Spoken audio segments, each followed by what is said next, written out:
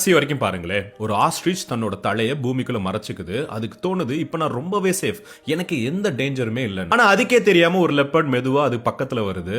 ஒவ்வொரு அடியும் மரணத்துக்கு இன்னும் நெருக்கமாக. ஆஸ்ட்ரிச்சுக்கு அது கேக்குது, ஆனா தலை இன்னும் ஆழமா இருட்டுக்குள்ள தள்ளிக்கிட்டு நான் பாக்கலப்பா, எனக்கு ப்ராப்ளமே இல்லைன்னு தன்னை நம்ப வைக்குது. இங்க ஒண்ணு நல்லா கவனிச்சீங்களா? ஆஸ்ட்ரிச் தன்னை ஹைட் பண்ணி சேவ் பண்ணிருக்கலாம், ஆனா அது கண்ண மூடி ரியாலிட்டியை அவாய்ட் பண்ணுது. ஆனா ரியாலிட்டி இங்க ரொம்பவே ரூத்லெஸ்ங்க. அடுத்த செகண்ட் அந்த லெப்பர்ட் ஜம்ப் பண்ணி அதன் கழுத்தை பிடிக்குது. அது துடிக்குது, ஆனா அப்பையும் அது போராடல. கடைசி வரைக்கும் ஒரே ஒரு தடவை கூட தலையை வெளியில எடுத்து அது ஃபேஸ் பண்ணவே இல்லை. அதை கொன்னது லெப்பர்டா?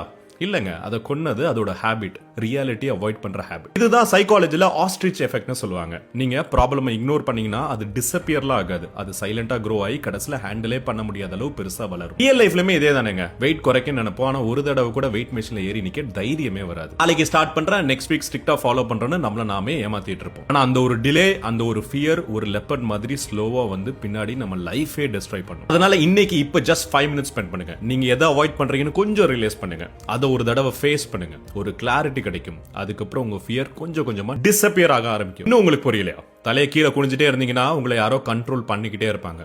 தலை நிமிர நேரம் வந்துருச்சு தோழா. உங்களுக்காக அழகான வாழ்க்கை காத்திருக்கிறது. வீடியோ உங்களுக்கு பிடிச்சிருச்சுன்னா